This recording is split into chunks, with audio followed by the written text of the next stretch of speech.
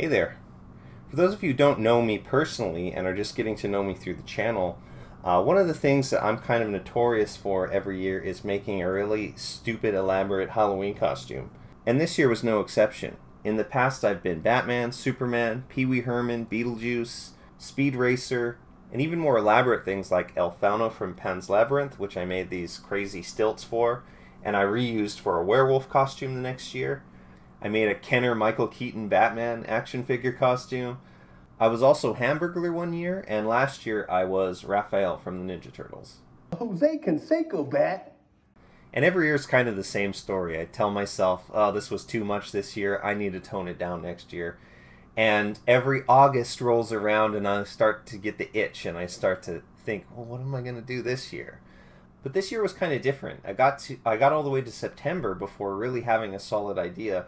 For a while I was thinking about doing a Street Shark, but I would have had to upgrade my 3D printer. It would have been this whole big deal. And I kind of looked down at my desk at this guy. This is Rat Fink. If you don't know who Rat Fink is, he's the brainchild of Ed Big Daddy Roth, who gained popularity in the late 50s and early 60s by building custom cars and doing paint and pinstriping. But he also would airbrush these t-shirts with grotesque characters for other car enthusiasts at the time. If you'd like to learn more about Ed Big Daddy Roth, I have two books here that you could check out.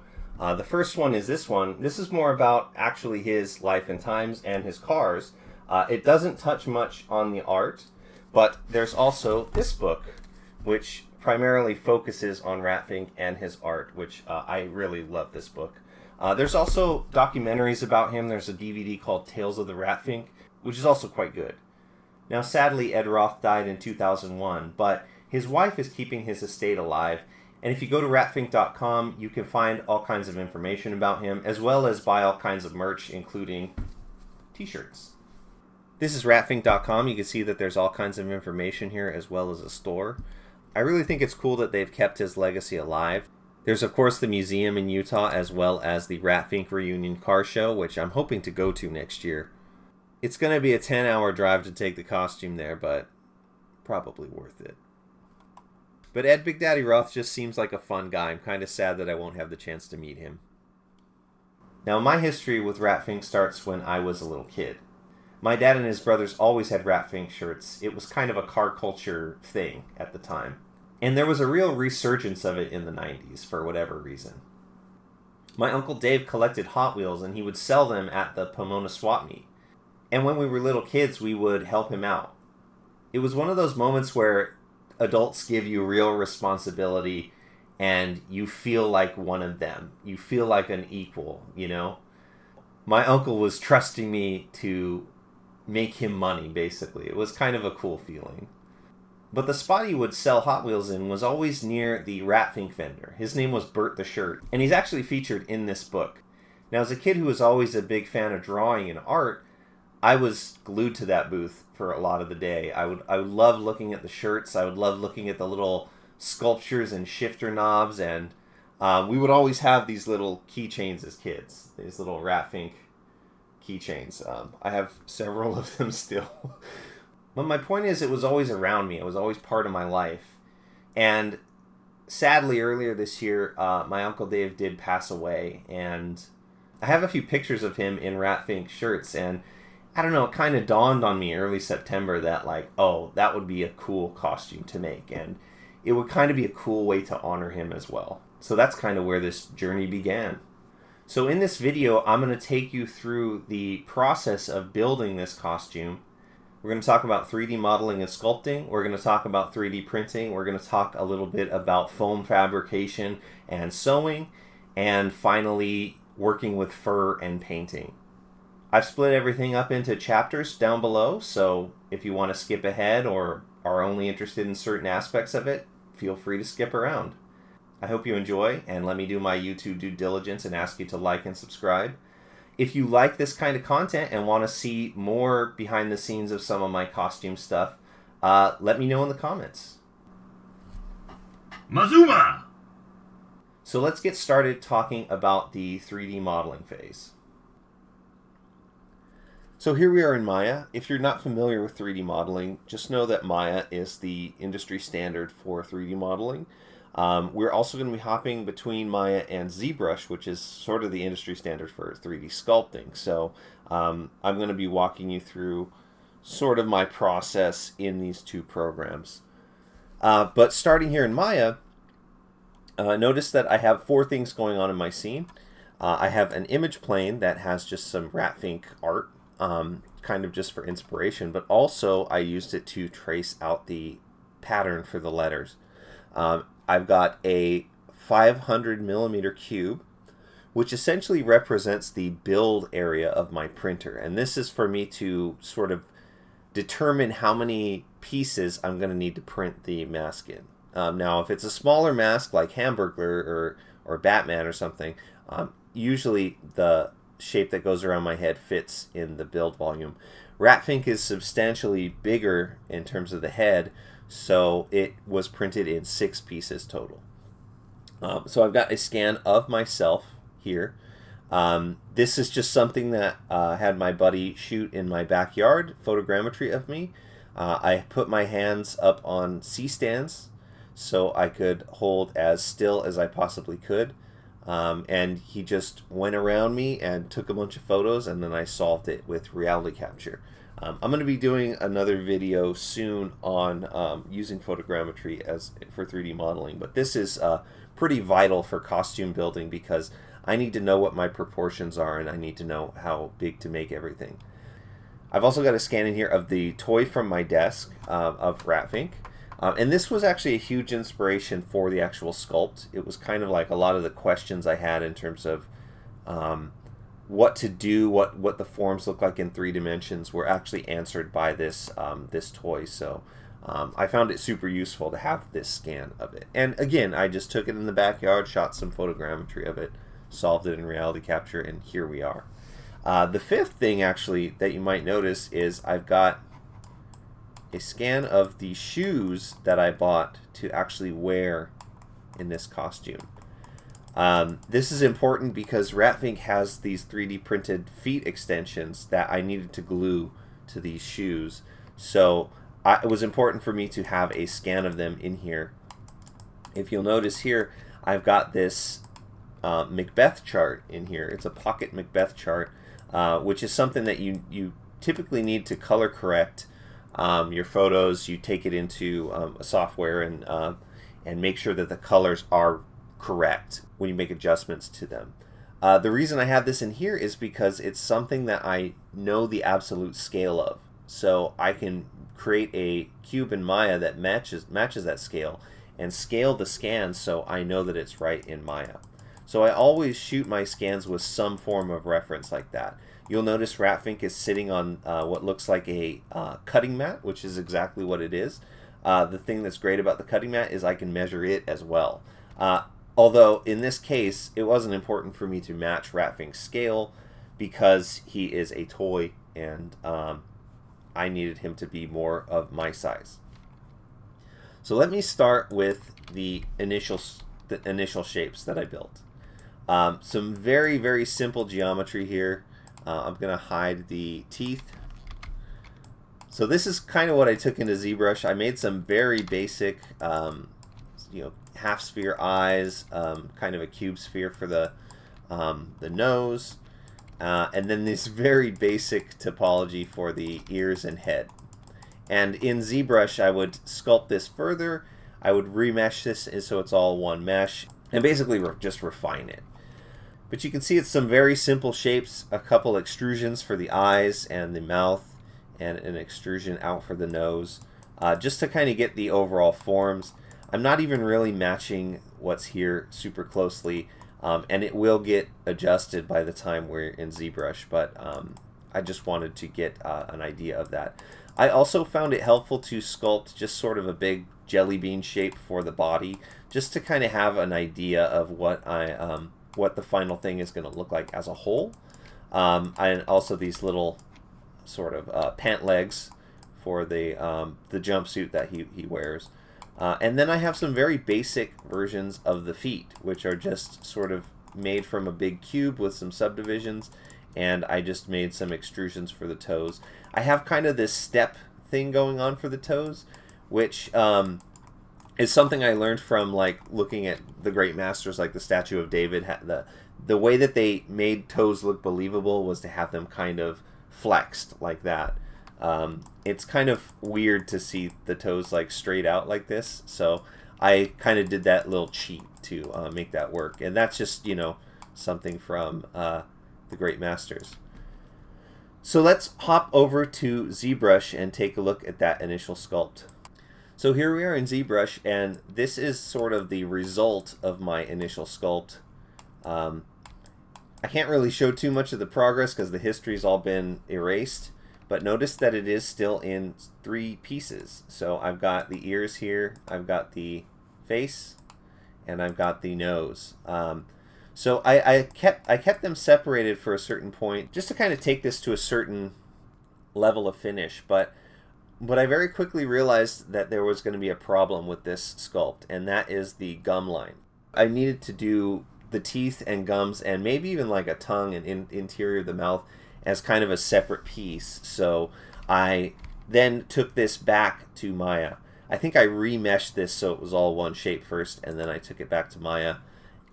So at this point in Maya, I built out these teeth and gums, and we'll see during the 3D printing phase why I did it like this. When you build the parts separately like this, you actually get nice, clean, sharp lines in the 3D print where they intersect. You do have to Boolean everything together before you 3D print, but those intersection points stay sharp, which is really nice. At this point, I had brought in the gums and teeth, continued to refine the sculpt. You can see it's all remeshed now, so it's all one solid shape. But this is kind of what I'm talking about in terms of the detail here. You can see the sharp line where these intersect versus like this carved in nostril shape for the nose. When we look at 3D print, we'll come back to this, but I want you to just recognize the difference right now. Now, one of the processes that you need to go through for 3D printing this is booleaning some shapes together. I like to do this with folders in ZBrush. To do that, you just make a new folder here, name it. When you make a new folder, it'll ask you to name it, and then just drop your subtools inside of there. Now, most of these are being added together, and I want to show you the result of the Boolean. I'm going to just hide the body real quick, and we can hide the Rat Fink figure as well. So right now, I just kind of have this sculpted shape that roughly matches the form of my body. I've got the teeth and gums in there. I've also got, let me hide the eyeballs. I've also got this sort of flat plane in there, and that was going to be where I was going to cut eye holes and mount the eyeballs themselves. So you'll see that represented in this folder as just a cube, which is this shape here. And then I also have this shape to cut out the shoulders, and I built this in Maya by just sort of tracing the form of my shoulder and building this shape to essentially cut out the from the sculpt here. Now, what's great is in ZBrush we have this feature called Live Boolean, and you can basically set up all these parameters in here. You'll see most of these are set to add, but this one is set to subtract.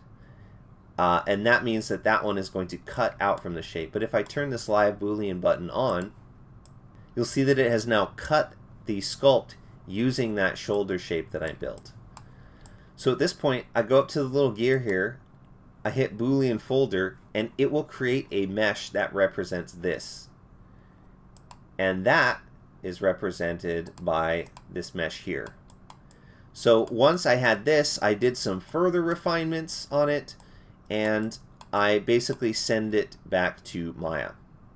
So now here in Maya, I basically have taken this shape and I've made some changes to it. I want to highlight those changes real quick. I basically cut out these shapes for the eyes. You can see where the eyeballs are going to mount on these round shapes here, and these are actually going to represent my eye holes where I see out of. And this down here is just going to be additional ventilation, but if we unhide, you can see my face inside there. That is essentially where I'm going to be seeing out of there. I also took the bottom of this shape and basically deleted all the faces from that shoulder part and made this extrusion here that essentially will be the shape that rests on my shoulders. I just wanted to give it a little bit of dimension so that it would actually have some surface area to sit on my shoulders. Now once I was happy with this, I created some thickness for it. Right now you'll notice that the geometry is just a single plane here. So what I did was exported this back into ZBrush where I added some thickness to it. So here I am back in ZBrush, and now you'll see that there is actual thickness here. How I did that was on this geometry palette here under Edge Loop, and I used panel loops. Now there's some certain settings that you need here. I turned polish all the way down. I set the thickness to 0.003, which represents 3 millimeters in ZBrush, and I switched the elevation to -100, which means it's going in reverse. It's extruding into the surface instead of outward. I believe I had to set this bevel to 0, but I would have to go back and confirm. And I believe I turned the ignore groups off. But essentially what I end up with is basically a polygroup of the outside and a polygroup of the inside. And what that lets me do is isolate the inside group and mask it. And then if I have any weird intersections from the extrusion or anything, I can smooth that out using the deformation palette. So under deformation here, we could use polish or polish by crisp edges or something like that. But essentially at this phase, this is ready to print. I could send it to the printer just like this if I had a big enough printer. However, as we noted in Maya, the build area of the printer is smaller than this head, which means I needed to split it up. Now back in Maya, I've got this group called Boolean shapes, and I'm going to just unhide it. And you'll see that we've got all these different shapes here that intersect with the head. I'm going to just isolate this group. And you can kind of see, just from the way the shading is, where these cuts are going to happen. You can see that there's going to be one at the ear and the front of the face here. You can see that there's going to be one across the nose there. We'll talk about that later during the 3D printing part. There's going to be one that cuts across the jaw. There's going to be one that cuts sort of the bottom of the neck from the front of the face and that sort of thing. So I'm going to show you what that looks like in ZBrush. I basically modeled all this out in Maya and sent it back to ZBrush so we could use these Booleans. Now I have them all set up here to do different things. So you'll see that the head is just set to add these sort of different shapes are all set to subtract, except for this one is set to intersections. Let me start turning these on and we'll see how this gets chopped up. So the first one is essentially going to separate the top of the head from the neck. So I need to do two things. I need to do this so I have a separate version of the top of the head. And by the way, I can delete these teeth. They are separate pieces in the end. So I just delete them later. And then I need to do an intersection of this to get the bottom jaw. And of course I need to make sure that those teeth are not affected as well. So let's move on to the second shape here, and you can see that it is a shape that essentially isolates the ears. Now I also have a shape that will chop that in half. So here you see I've got just the one ear, and if I switch that to the other side, I've got the opposite ear. So basically I changed the parameters of this folder to get all these different shapes, and it's again the same process. I make sure that what I'm seeing in live Boolean is looking right. I go up to the gear here and I hit Boolean folder. After those Booleans are all done, I exported them and brought them back into Maya just to make sure that everything was looking good. And you can see that I put different shaders on everything to visualize where the seams of the print were. I tried to hide some of the seams in some of the features of the face. Like you can see I hid this seam behind this sort of apple of the cheek. Also a seam between the lips here. This will just basically make things easier to clean up after we've 3D printed them. I also want to highlight the Boolean process I went through with the feet. This is the initial sculpt of the feet, and once I had the scan of the shoe, I knew where I wanted to cut this foot to actually 3D print this extension. I sort of just sculpted the shape that I needed here, and I created a flat plane for the bottom of the floor, and when I turn on live Boolean, essentially this is what gets cut out of the feet. Now then I took that into Maya and deleted the stuff I didn't want, resulting in these two shapes for the feet. So you'll see that they are hollow. This just saves in 3D printer material when you make things hollow like this, and we'll see about that a little bit later. So two other things I 3D printed were the eyeballs, which I'll get into a little bit later, and finger extensions.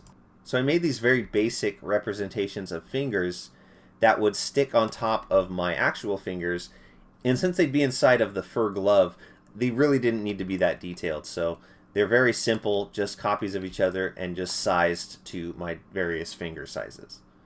That's basically it for the 3D modeling for 3D printing phase, but I do want to highlight that we are going to come back to this Maya scene later because I also use 3D modeling to make patterns for sewing. So we'll come back to this later. So in the end, this was the progress of my head sculpt. You can see day 1, day 2, and day 3. And it's just sort of proportional changes, tightening some details up, adding additional details here. But this is basically the progression over those first 3 days. Here's a closer up of the final sculpt itself with the eyeballs in there and everything. And you can see the sharp detail I was mentioning earlier as well.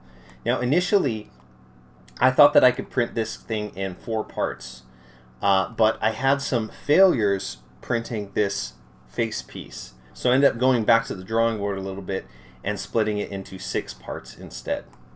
And then of course there's the feet with the signature toe up. Let's now take a look at Simplify 3D, where we can slice our models and prep them for print. So here we are in Simplify 3D. Let's just bring in one of the 3D print parts to take a look at it. So let's bring in this face top part.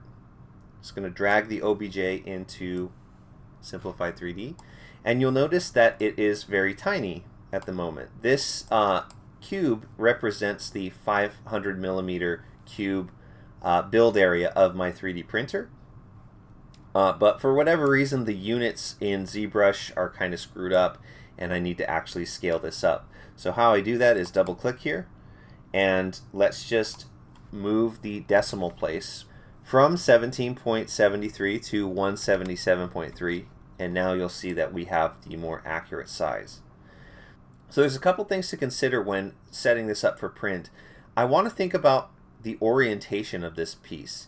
If I orient it like this, I'm going to have a lot of supports underneath because there are only 2 points of contact with the floor and everything else is up in the air. So I kind of orient these shapes in a way that minimizes the amount of support that's needed. So in this case, I actually changed the rotation almost by 180. You'll see now that it's pivoted the mesh to underneath the build volume, but what you can do then is just hit this center and arrange, and it will bring it back. However, I want to get this even flatter with the surface. So let's see if we go 190. Nope, I need to go maybe 170. Let's try that. So 170 gets this pretty flat on the ground. If I hit center and arrange, again, it will bring it right to the ground. And basically, the reason I printed it like this is because I knew I was going to have to clean up these surfaces anyway, and I don't mind doing the extra work here to clean this up with the Bondo and sanding method that we're going to talk about later. The only other thing I change here is when this prints, it's going to build what's called a raft, which is basically a flat thing that makes sure that the print adheres to the print bed. And I like to give the print enough space to actually have that raft in there. So I usually will go to the Z position, which you'll see the Z axis is right there, and I'll add 4 millimeters to it. So let's just go 174, and you'll see that it lifts it off the bed. And when we prep for print, you'll notice that raft down there. Next step in this process is to go to the Edit Process Settings. And I'm going to just point out, I have this already dialed in for my printer. This took a little bit of trial and error to get nailed down, and each printer is different. So whatever printer you are working with, you will need to kind of figure these settings out as sort of a trial run. Most printers are dialed when they come to you, but when I got my Creality CR10S5, I changed the nozzle size, which means I needed to change some temperature settings and speed settings and stuff like that. So It did take a little bit of time to set this all up, but once it's dialed in, and you only have to change a couple things. The main thing that I change is this. You'll notice my infill percentage is very low, and that is because I'm printing basically these 3mm thick prints. I don't really need infill because there really isn't any interior surface here. Now, if you're printing a shape, like imagine you're printing a sphere, normally the inside of that sphere will be filled with infill to make sure that the shape is working properly. Since I don't have any interior surface here, I really don't need that. The other thing I change has to do with the supports. So if we go into support, the two settings I typically dial are the support infill percentage and the max overhang angle. If I've got something that is really flat like this, I might take this angle down all the way to 45. This basically means that there's a certain threshold for the angle where it needs to build support. And 45 is usually the safe bet for that. Anything above 45 the printer can handle no problem.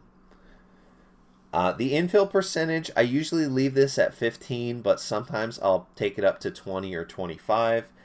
I basically will just change the frequency of the infill. With these settings dialed in, let's go ahead and hit OK and prepare to print. So this doesn't take too long. Usually it's a pretty fast process. And now we see what the printer will actually be doing. And what's really cool here is we can sort of see layer by layer what the 3D printer will actually do. Now, this is what I was talking about, the raft here, these first few layers. And this just makes sure that the 3D print sticks to the build platform. If you don't have this and you have minimal points of contact on your 3D printer from the build plate, you might have the print head accidentally knock it off the surface, which is a problem I had in this project. So you want to make sure that the raft is there to adhere to the print bed. Now, as it goes along, you'll see the supports being built. And basically what I meant by the frequency of the supports is see how spaced out these are. This is the 15% value.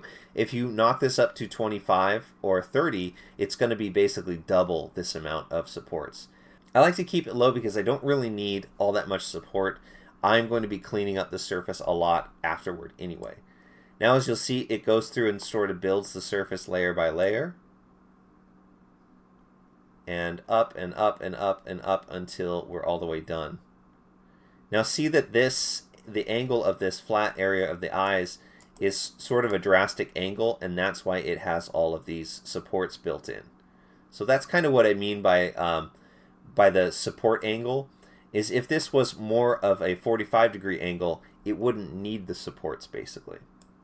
There are also some areas here where this software will do some funky stuff like this. Notice that it's printed a raft here and there's nothing.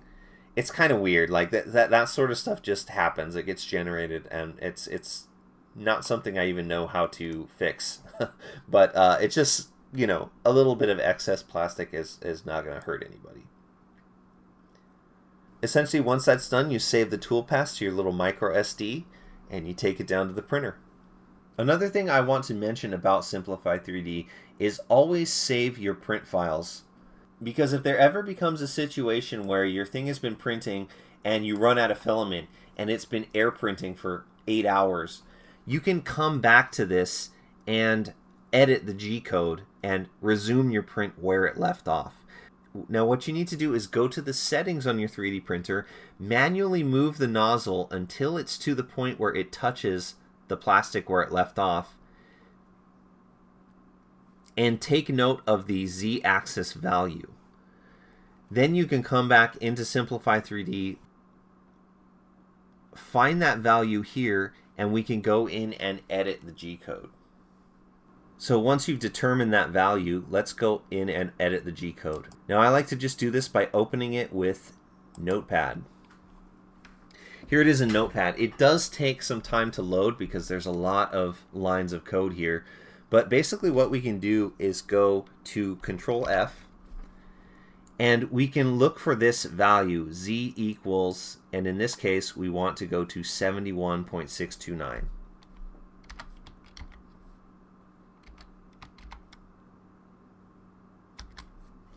And now we'll see that is layer 118.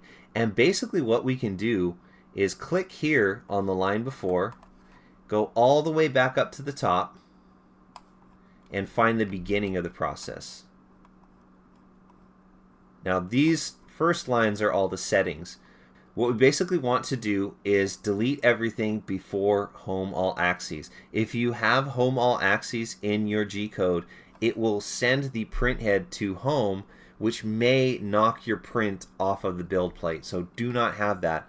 Basically what you do is I click that one before, I want to shift click, go to that point there and hit delete.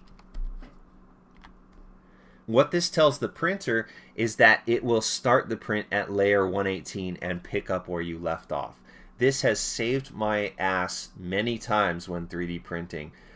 It's a little bit scary, but it will work if you do it right, and I'm personally happy to have saved many prints this way, especially these really long prints. I ended up having a lot of 3D printer failures on this project, and the first one was basically while leveling the bed, I had to loosen the screws up so much that they ended up coming off and the bed ended up shaking. So you can notice here how wobbly it was getting when that happened. All these lines that should be straight, and you can see them straight up here, ended up being wobbling. The thing was shaking around like one of those paint shakers at Home Depot. It was pretty crazy. So I ended up canceling that print and starting over. What I ended up having to fix there was the Z-axis itself. I had to turn the stepper motors off and screw it manually down so it was more level. This is the second print of the first version of the face right here. And you can see the nose there and the eyebrow ridge right there.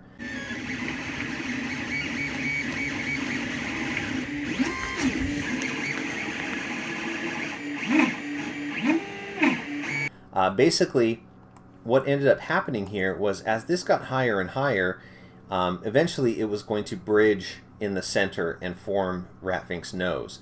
However, at a certain point, this got knocked off, and you can see I've tried to salvage the situation by taping it there, and you can see the massive spaghetti that is happening as a result. So I ended up pulling the plug on this print as well, and that is when I made the decision to actually cut it into 6 parts. So you can see there's the failure there. It's like Rat Fink's face has sunken into the floor a little bit. Once I did split it into 6 pieces, I had my first successful print, which was the front of the nose. And this is what I was talking about earlier about the level of sharpness in the sculpt.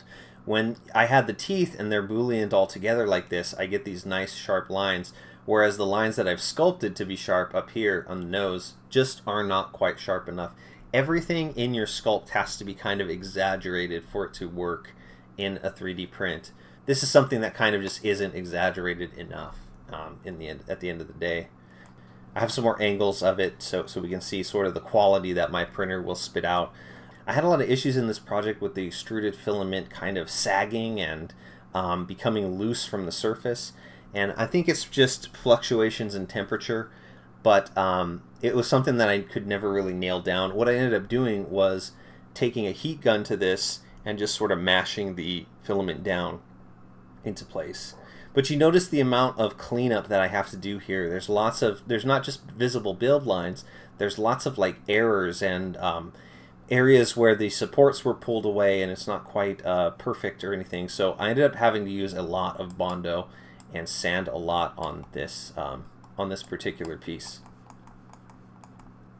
So there's a front view of it, so you can see the quality there. This side actually came out a lot better, which is interesting. I'm not exactly sure why, but it's one of those things where you just don't ask questions this process. And then finally, here's the inside of the mouth with just a little bit of sculpted detail. Now my plan for this was to definitely keep the top of the head and the bottom of the head separate up until the point where I could paint the inside of the mouth separately and then join the two halves together, because there's no way I would be able to reach inside once they are glued together. So here's a successful second print. You can see that I've already started on the Bondo and sanding here, and this has been sprayed with filler primer as well. And then you can see the quality of the raw print, which is the top of the face there. sitting on top of it. So once that was done, I glued them together. I glued them using what's called filament welding, which basically I have a 3D printer pen, and I was able to draw inside this gap, and that sort of like tack welds the two pieces together. And then what I did was I used extra support material. You can see the strips of support material down there. I cut that up, and I basically used epoxy, 2-part epoxy, to make little patches on the inside that would cover up the seam. Here's a little bit of Bondo and sanding work on the full top of the face. And also, this is part of the eyeball. This was going to be molded to be the sort of outer resin casing of the eyeball, but we'll talk about that more a little bit later. Here's the first kind of view of what this thing is going to be like when I'm wearing it. It honestly ended up being maybe 10% bigger than I expected it to be, but it worked out really well in the end. When you're translating things from a 3D model to a 3D print, there's always sort of discrepancies in the scale that you don't expect. It's different to look at something on a screen versus in real life. So here I've started on the lower jaw. You can see all the supports that it's made. Since the lower jaw starts at the chin, which is this area down here, and grows up into the rest of the jaw shape, this print took quite a lot of time. And I had another failure here, which was, I don't really understand how this happened, but essentially the Bowden tube, which is this here, became detached. And basically it just started extruding filament just into thin air. So what I had to do was reattach the tube, and this is the one where I went back in and edited the G-code and picked up where I left off. And in the end, you can't really detect where that line happened. You can see where it is on here. It's about the gum line there, but it's really not detectable. It really picked up right where it left off, which was pretty cool. And here you can see me sort of test fitting the pieces. Notice that I also have, in addition to the lower jaw, I have the neck piece printed out back there. It's glued together in the same way using the plastic weld. The difference here is I used this stuff called epoxy sculpt and filled in some of the gap. If there's a big enough gap, that stuff works really well. It's a 2-part thing that you kind of mix together with your fingers, and you're able to sculpt it into shape, and it dries in about, I think, 8 hours or so. So that stuff worked really well as also. This is also what the Bondo looks like. So this is, again, me test fitting. I have the full neck piece, which rests on my shoulders, and then I'm just sort of holding the face in place there. Once I was at that point, I moved on to the ears. Now the ears I had a lot of problems with. You can see there's 1, 2, 3 failed prints on the ears. The problem with the ear was there was a little something wrong with the model. I'm not sure if it was like a little hole or some kind of face that was intersecting another face or something weird like that. But what I ended up doing is remeshing it in ZBrush and reslicing it and taking it back to the printer, and it was able to print finally after these 3 fails. The fails, when you have fails that look like this, massive layer shifts. See how the bottom part of the ear is this sort of bow shaped, and then this is off by like a whole inch, and then the same thing happened here. But the thing is, it was happening at different places. So that was how I knew it was an issue with the model. You'll notice I also had a failed print on the feet as well. So that happened too. But here's a first test fitting of the entire head, and basically I just taped everything together because I didn't want to adhere the top of the face and the bottom without painting it first. So this is all just, the ears are taped to the neck piece, and I'm holding the face piece in place. But it does give you a sense of the size of the overall mask. And you can see how I'm seeing out of it up there. It was actually pretty good visibility, all things considered. And then this is an idea of the amount of space inside. It was kind of like a big space helmet, which was very interesting. But you can see I've got lots of cleanup work still left to do in this area there. So here's the image I was talking about where we can see the Bondo. This is the stuff. It's called Bondo glazing and spot putty. And I went through, I usually get a larger tube than this, but I go through a lot of this when I do these projects, so yeah, it's definitely an investment. It's an exercise in patience, because at this point I think this face part probably has like 5 or 6 layers of Bondo sanding and primer, and it takes a long time. I think I spent probably 3 weeks making this whole mask look nice. You can see here I've got these castings of the eyeballs. We'll get to that a little bit later. But it was really cool to see the eyeballs in place. They're just held in by these little clips from Harbor Freight. There's a front view of the mask. You can see just the sheer amount of Bondo that's on there. It's a lot. And this stuff is kind of like toothpaste. You just kind of spread it on with your finger, and it dries within 4 or 5 hours, and then you can take some sandpaper to it. In terms of sandpaper, I usually will do 60 or 80 grit to kind of get everything nice and smooth. And then I graduate up to 100, and then the final one that I use is this 320 to get that final finish on the surface, good enough for paint. And you can see here, this is after a fresh coat of primer. I like to use the primer in between these sanding sessions because it helps to unify the look of everything, and I can really see where those imperfections are. It's a little difficult when it's all this different colored monstrosity there. So it was really good for me to see the primer in between. And here's a sneak preview of the eyes, which we'll talk about in a little while. So the feet, I don't really remember what the failure was on the feet, but I did have a failure on them. I think it was actually one of the interiors of the toes had some bad geometry in there, because I had a similar kind of layer shift, if I remember correctly. But I took that back into ZBrush and resurfaced it and remeshed it, and it seemed to work properly the second time. So there's the finished feet there. You can see that the nature of 3D printing, you get nicer detail on the vertical surfaces versus the horizontal ones. The horizontal ones tend to look more like a topographical map, if you've ever seen one of those. And this requires a lot more bondoing. So anytime you can orient your print vertically to save on some of that stuff, it is helpful.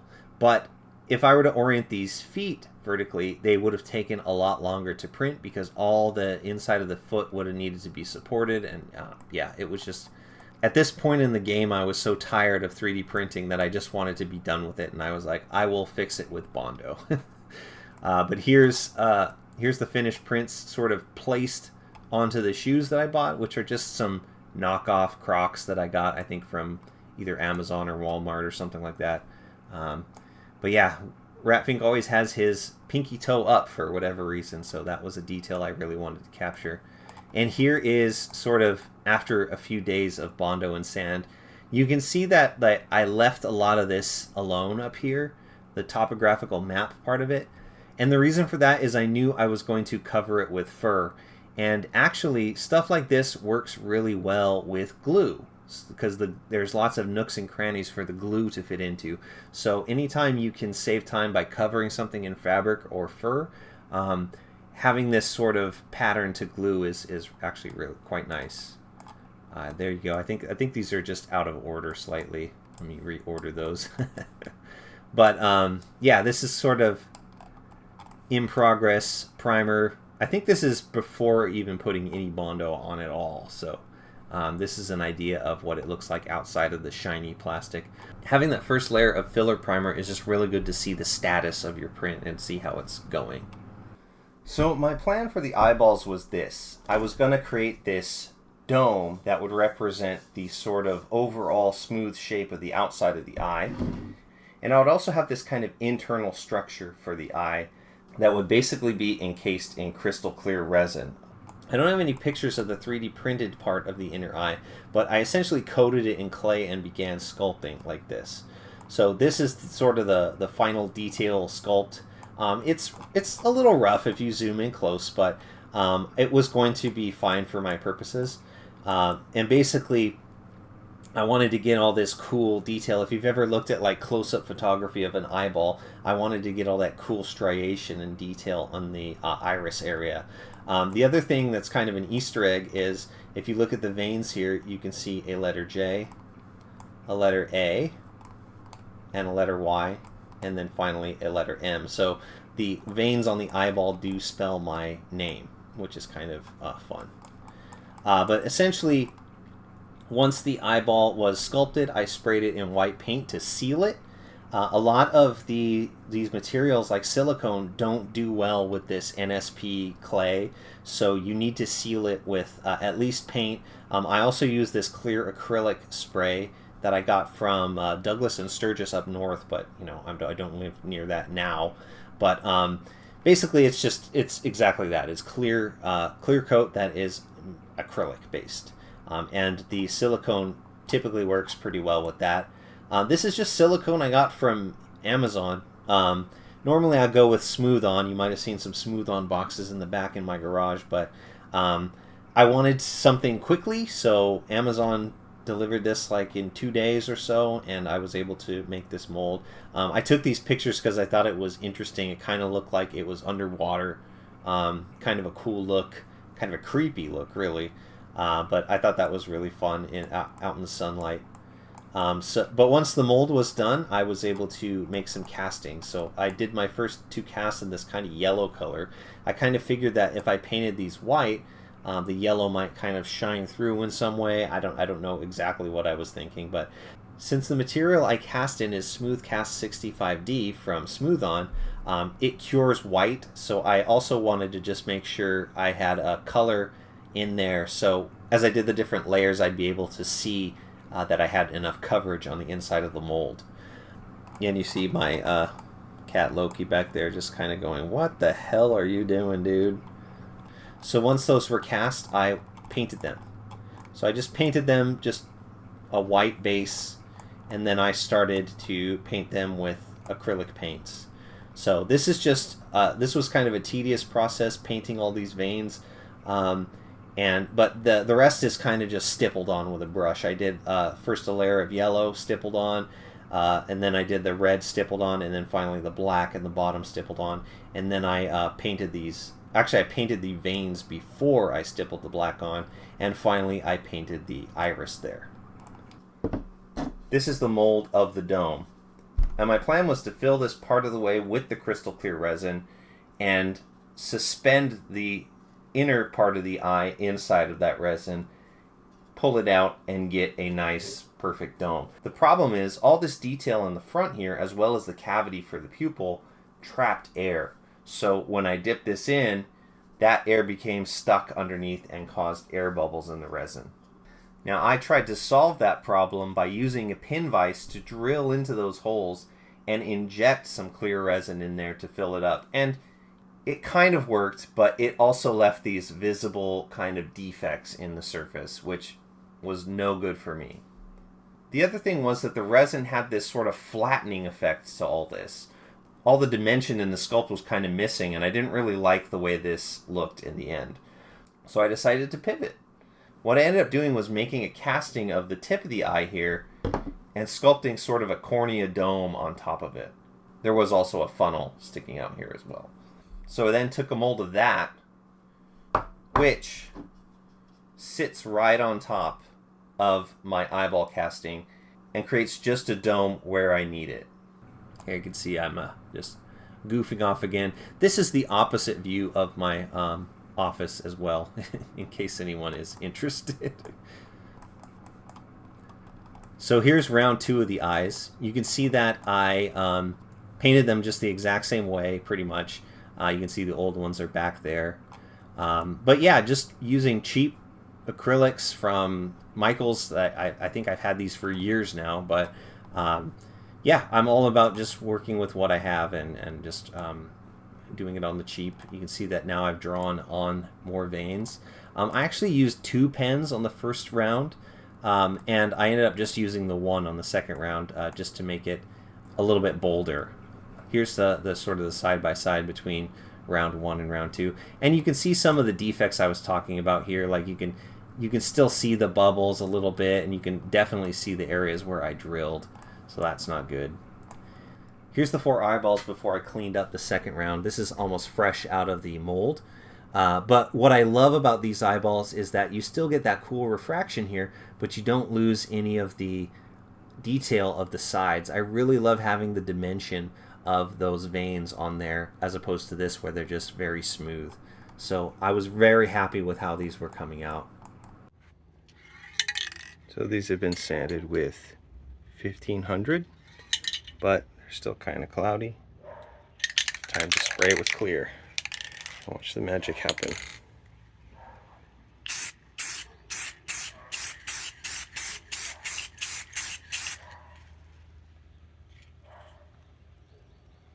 Beautiful. So yeah, these are the finished eyes, and I really love the refraction effect that you get when you look at that part of them. So I promised I'd be back to my 3D scene when we talked about sewing, which is next. But first, before we get into the actual costume itself, I need to talk about the Fatsuit.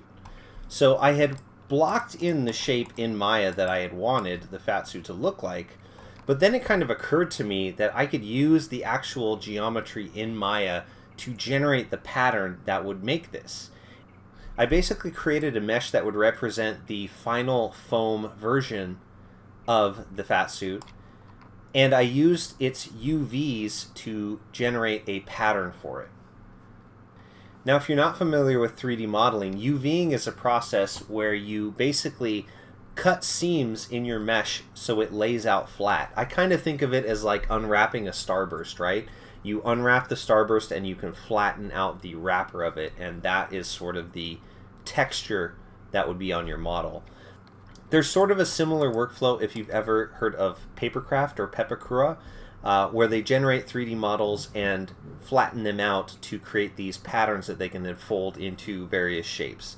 So in this case, I had this kind of round globe shape, and I decided to cut these seams basically every 2 edge loops in my mesh, and that gave me this pattern here, essentially. So I created an image of my UVs, and I brought it into Photoshop, and using a scale cue in Maya, I was able to find the exact size in real-world scale, and I was able to slice it into individual sheets of 8.5 by 11 paper. So the blue lines you see here represent each of those sheets. And this was done in Photoshop with the slice tool. All I needed to do was make sure that I had a good measurement for across and down, and then it was just a matter of putting the right number of slices in there to represent the paper. And here's the final pattern actually printed out and taped together. You can see the packaging tape. So I basically, once these were all printed, and they're all numbered, if you see there's small numbers on there, I basically taped them all together and then cut my pattern out. Then I was able to transfer that pattern onto some upholstery foam, and you can see I had to glue different sections together so I had enough, basically. So here you see the pattern entirely traced out onto the foam. The next step was to cut this out with a knife, and I used one of those retractable box cutter knives. Once it was all cut out, I could start gluing it together. This is the stuff I used to glue the foam together for the Fatsuit, and I highly recommend it. What I did was spray both sides of the seam, let it get tacky, and then slowly glue them together. And you only need to hold them together for a few seconds. The glue works that well. I also used it to glue the letters to the fabric. You can see there. The one thing was it did kind of saturate the yellow fabric, but it kind of gave it a cool, grimy look, and Rat Fink's meant to be a little bit grimy and gross anyway, so I was very happy with that as well. This is sort of the beginnings of gluing, and you see that as you stick these seams together, they're curved in such a way that it will create that sort of dome pear shape. I used a foam roller that you would use to like stretch your back out to hold the shape up for a while. You can see it in there. So this is continuing progress around. You can see I've gotten most of the backside of the bottom glued. And now here is the full pear shape right there. And this is me trying it on. I was very pleased with how this came out. So much so that I decided to do the rest of my sewing using this exact same method of using UVs and printing them out. So here you see the rest of my soft goods all printed out. You see I've got the front and back of the jumpsuit. I've got the tail. I've got the sleeve. This is the arm. This is the leg. This is this sort of spat that goes on the front of the shoe. These are, of course, his letters. which needed to be cut out twice because they're on the front and the back. And these were the two halves of the shirt. So you can see a little better there what these all look like. And this is what the costume pieces look like in Maya. So essentially what I did was I modeled what I wanted the final product to look like, and I created UV seams where I wanted to actually sew things together. So you see the seams of the shirt here are along the top and the sides, and then underneath the arm. The same with the leg piece and the foot piece, which basically have a seam down the back and down the middle there. And for the lettering, I actually just traced directly from this image. So you can see the R and F there. You can also see that I actually plotted out some of the line work so that I could get an accurate representation of the different lines I would need to draw in my pattern. And that really helped when I was tracing things out. I didn't have to guess at where anything was. Here's an example of the R and F cut out. You can see here that they're just sort of hanging onto the surface in place to get an idea of the placement of it. So this is after successfully sewing together the bodysuit. You can see how happy I am there. It was interesting just how big it made me, but it was a lot of fun to wear as well.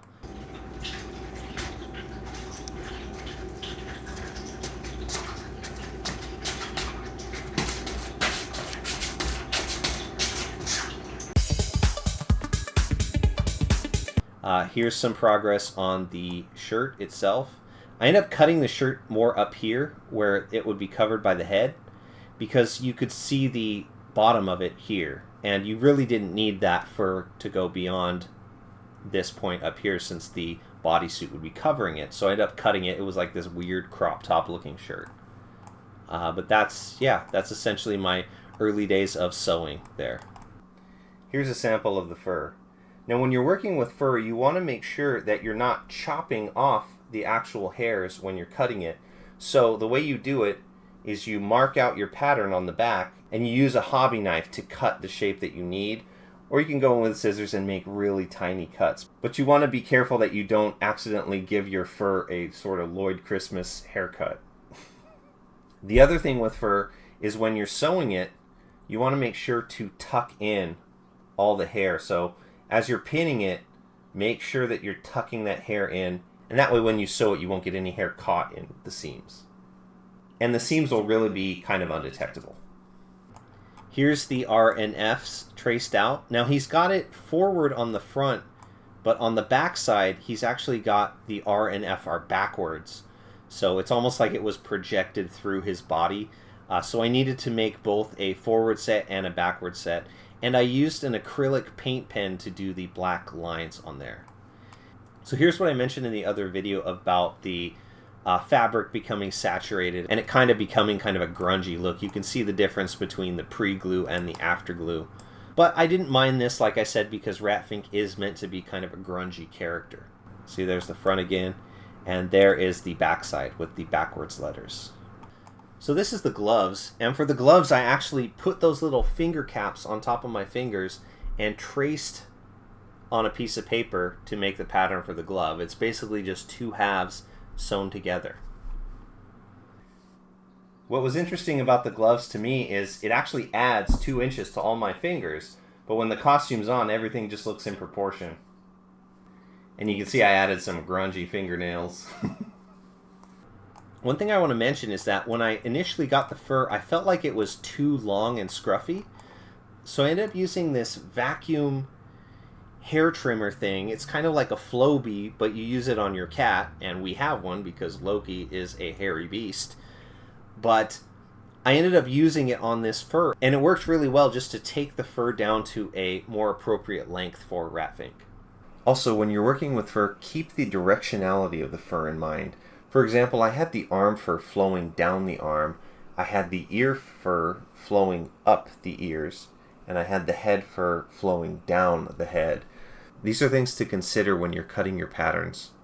And just a quick word on sewing, it's really a game of patience. And I find that the better you pin things, the better the sewing goes. So don't be shy about putting a lot of pins when you're getting ready to sew.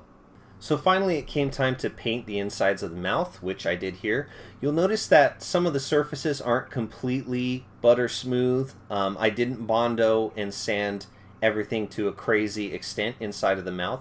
And the reason is because a lot of it would just be obscured and it wouldn't really be visible at the end of the day. So I could get away with being a little bit looser inside of there. But you can see the sort of base colors that I went with, lots of purples and reds and blacks and pinks. And for the teeth, I went with this sort of creamy yellow color, which I then dry brushed some white onto later. So you see this is sort of the state of the paint, just sort of prepping the two halves together. And you can see how very little of the inside of the mouth you actually see, so it's really not a big deal that it is not completely finished. So once that was done, I was happy with it. You can notice the white here. I actually sprayed it with a really high gloss clear coat to get that sort of wet inside of the mouth look. The problem was, though, that it kind of caused the red to bleed through the white a little bit, so I did have to kind of touch that up once I did the final paint job. But overall, I was really happy with how this came out. It kind of gave it that really high gloss wet look. This was also the night that I did my paint test on the feet. The feet were going to be the way that I tested out my methods for the green paint.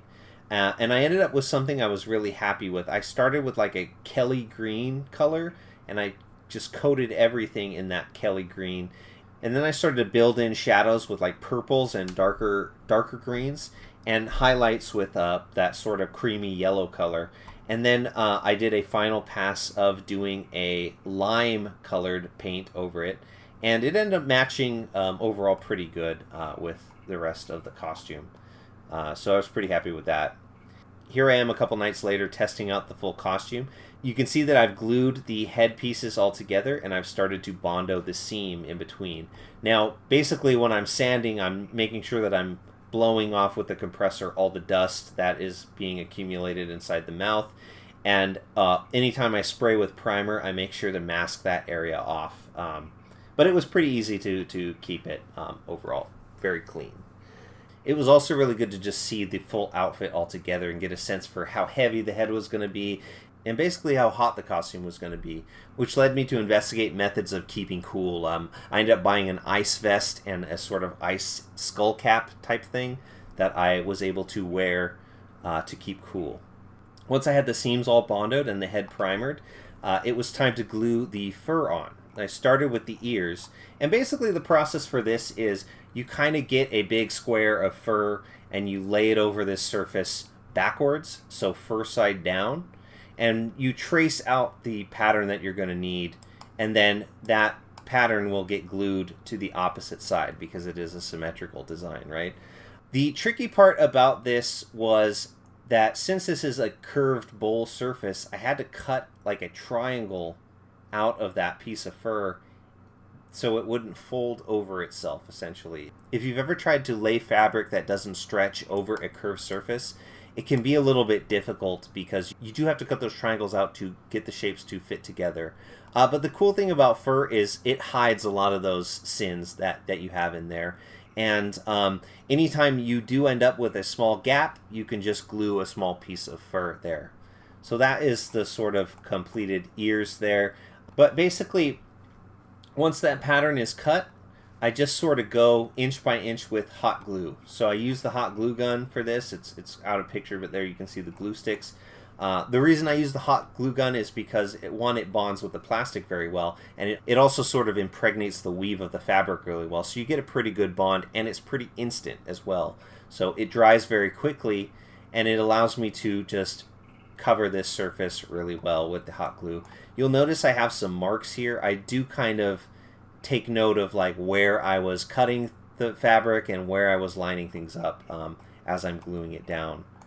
Here's the back of the head, and again there was some black fur. He's got kind of a black hair on top of his head, but this was just like a big piece of fur fabric that I just stretched around with the first side down, and then I kind of just traced the seams I needed, flipped it around, and glued it after cutting it, of course. So that's gluing fur. There's not much to it, but it can be a little daunting, and it is a little bit of an arduous process. in that you do have to kind of be patient and glue little by little and stretch it around as needed. But again, it's very forgiving in that the fur kind of covers a lot of the seams, and when you do, like I said, have a gap, you can just cut a small piece of fur to fill that gap with. I also used the cat Flowbee on this to get the fur down to a more appropriate level as well. It was very bushy before. So here you can see I'm starting the process of painting. I'm using very bright and dark colors for this underpainting that are going to show through when I put the lime green on top of it. So I'm using like purples and this Kelly green and this red for the lips, and pretty much I'm accentuating any crevices and stuff like that with that purple to get some nice depth to it. I'm also going to hit this with, hit all the little like boils and pimples and stuff with that sort of light yellow color like I did on the feet to give that some dimension as well. So here you can see the first layer of the lime green on there, and it does kind of match the fur sort of, but I think I did end up trying to lighten things up a little bit with some whites and yellows to desaturate it a little bit as well. And this is sort of where it all ended up. So you'll see that the paint here, you can see some of the yellows coming through on the raised areas, and you see just kind of a hint of the purples and reds on the lips and stuff. But I use a kind of stipple technique with a chip brush where I sort of dab on the top layer of paint, and that sort of gives it a natural kind of skin feeling to it, which I'm pretty happy with at the end of the day. The last step of the head was to glue in the fabric that would cover the eye cavities and glue the actual eyeballs in as well. You can see here, this is the two-part epoxy that I use. You can't quite see the tube, but it is just like, I think, some JB Weld two-part epoxy thing I got from Home Depot. It's really strong in the end, so I like to use it. And I was very excessive with it, gluing the eyes into the mask because I don't want those eyes to go anywhere. I also, as a precautionary measure, filled this sort of cavity behind the eyeball with hot glue just for some extra security because I definitely did not want those eyes to go anywhere. But this is pretty much the finished headpiece. I think the last thing that I did here was use some Mod Podge. I had a matte Mod Podge and a gloss Mod Podge, and I used the gloss on the areas like the mouth and lips and teeth and the nose, and then on the skin I used the matte one. They both end up being a little bit glossy, but you can sort of see a visible difference between the lip and the actual skin as well. And that's basically the end of the build of the costume.